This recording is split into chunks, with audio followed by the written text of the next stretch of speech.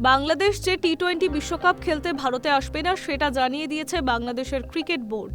তাদের ম্যাচ অন্যত্র নিয়ে যাওয়ার আর্জি জানিয়েছে, আইসিসিকে চিঠি দিয়েছে বিসিবি। তবে এইসব প্রস্তাবে আইসিসির কাছে একবার ধাক্কা খেয়েছে বাংলাদেশ ক্রিকেট বোর্ড। আর ভারতীয় ক্রিকেট বোর্ড কি ভাবছে? বিসিসিআই এর মিটিংয়ের পর মুখ খুললেন বোর্ড সচিব দেবজিৎ সাইকিয়া।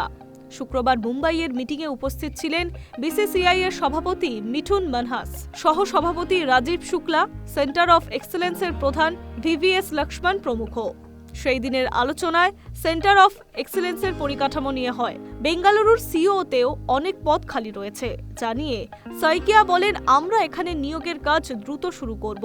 এটা ঠিক যে বিশ্বের সব জায়গায় টেকনিক্যাল ব্যক্তির অভাব রয়েছে। আমরা যত তাড়াতাড়ি সম্ভব গোটা বিষয়টা পূরণ করার চেষ্টাও করব। আর বিশ্বকাপ, ভারতের মাটিতে বাংলাদেশের অংশগ্রহণ নিয়ে যে আলোচনা হলো মিটিংয়ে, সেই নিয়ে কোনো কথা হয়নি। সাইকিয়া জানান, আজকের মিটিং ছিল সেন্টার অফ এক্সেলেন্স ও অন্যান্য ক্রিকেটের বিষয় নিয়ে। বাংলাদেশ ভারতে আসবে কিনা এটা এখন আমাদের কাছে আলোচনার বিষয় নয়, কারণ বিষয়টি এখন আইসিসির অধীনে। জানা গিয়েছে, আগামী শনিবারের মধ্যে বাংলাদেশ ইস্যুতে সিদ্ধান্ত নিয়ে ফেলবে আইসিসি। মুস্তাফিজুর রহমানকে আইপিএল থেকে নিষিদ্ধ করেছে বিসিসিআই। এই সিদ্ধান্ত ঘিরে ভারত বাংলাদেশ ক্রিকেটীয় সম্পর্কের ব্যাপক অবনতি ঘটে। বিশ্বকাপ খেলতে ভারতে আসবে না বলে জানিয়ে দিয়েছে বিসিবি।